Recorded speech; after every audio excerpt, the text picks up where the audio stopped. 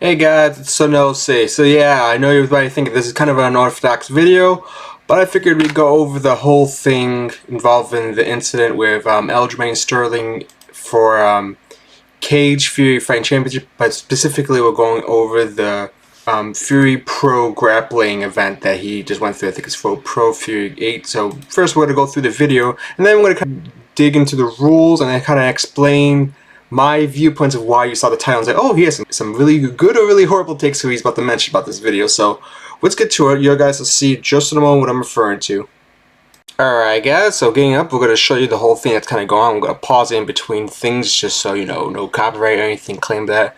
Posted by UFC Fight Pass, you'll kind of see some of the things I mentioned right here. So we'll start right here. You knew what you were getting into with this matchup. You played to the crowd. It seemed like you had some fun. I know it didn't turn out the way you want, but what are your thoughts on the matchup? I didn't even know how they score that. Another man can't drag his ass cheeks on the mat and think that's a win. Oh, we're going to get into his comments in a second about what he's referring to. All I can tell you is, when I saw this interview, I laughed. The event itself was not an point, but we're going to go over the rules and stuff, so let me keep going and let him dig himself in a hole more. Absolutely nothing. Yeah, sport jiu-jitsu guys, but I guarantee you if that was a street fight, my man would never do that shit. I'm trying to hold it in, guys. Keep going forward.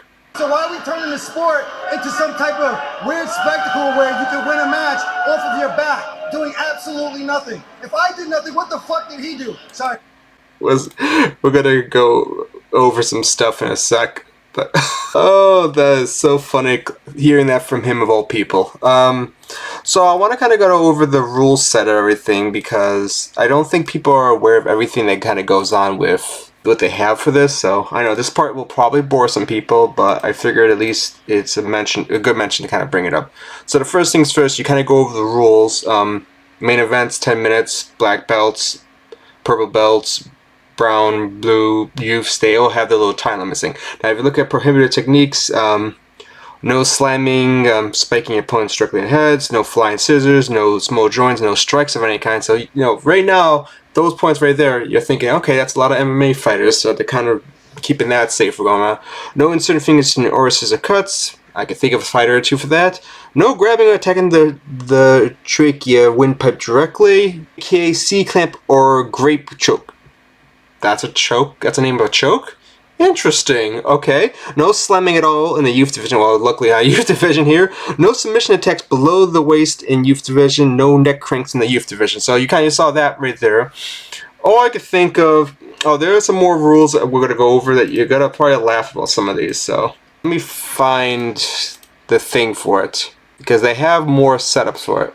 Okay, so they got this one right here, so bear with me. Boom. Okay, we got it. Alright, so all valid submissions are legal for the adult levels, and here's one little specified right here. Heel hooks, twisting leg lock prohibited in bouts with athletes on the UFC roster. Thank you, Bill Harris. You know who you are. A little rapid, man. I thought they probably took it away because they got I was taking people's legs off. Alright, judges. So the judging, on the other hand, you kind of go with the criteria. It's positional dominance and closest to finishings. They say that if you basically, if you're passing or achieving positions like takedown, side control, mount, to declare the winner. If there's no clear winner, it's mainly based of dominance and positioning and closest chance of finishing things up. So you guys can kind of read through the thing right there. They mention things about warning and stuff like that. So you kind of go through the whole ruling right there. So if you pause the video, you can check it out what I mean about that. So there's some more stuff on here. I just kind of want to go over the stuff so people got an idea of what's going on. And that's just the judging right there for that. We also have the fact that this was interesting. I didn't know about there's other notes things. Like apparently you got to go through a skin check to make sure you don't have like a staph infection or any skin disease. No smelly gear or gis would be allowed. So apparently they learned from the old UFC tournaments, if you've ever seen them, that there was a fighter that had poor hygiene that really messed you up if you try grappling. Gis must be fitted. Shirts or shin guards are not required for either gi or no gi. Now this one it's funny, but I'm not surprised. No vulgar or inappropriate attire may be worn. I'm looking at you, Dennis Hallman, with your creepy ass Speedo. Let's see. If you intentionally push or force your opponent into the mat platform, you will be immediately disqualified ban. Interesting rule. If you purposely flee the mat, you will be disqualified. Only one corner. Okay, whatever. Shoes must be worn when not on the mat. No cups or rigid. Okay, underwear must be worn. No shorts or pockets or strings on the outside. Okay, I can kind of make sense of that. Okay, so let me get to the point where I'm kind of laughing at this whole thing. So, Aljamain Sterling said a couple things. He said that it's a boring sport, which, let's be honest, you ain't gonna do jiu-jitsu in a street fight or in a self-defense. So he is correct about that. Now, the part about him claiming he beat him in a street fight and all that other stuff, I find that very hilarious for a guy that we have all the evidence in the world, and he's a big hypocrite for this.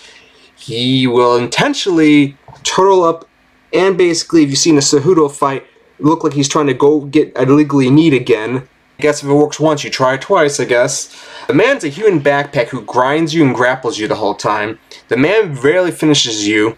This man does not have the best streak in terms of finishes. Before he was champion, you can make an argument about everything else, but I find it kind of hypocritical a man like him is claiming these kind of things. Now, if you look at his track record lately, I guess the L's he's been taking has messed with his brain. I mean, he got scrambled by O'Malley. He just lost a grappling bout, even though he was swinging into some other weird antics in that fight.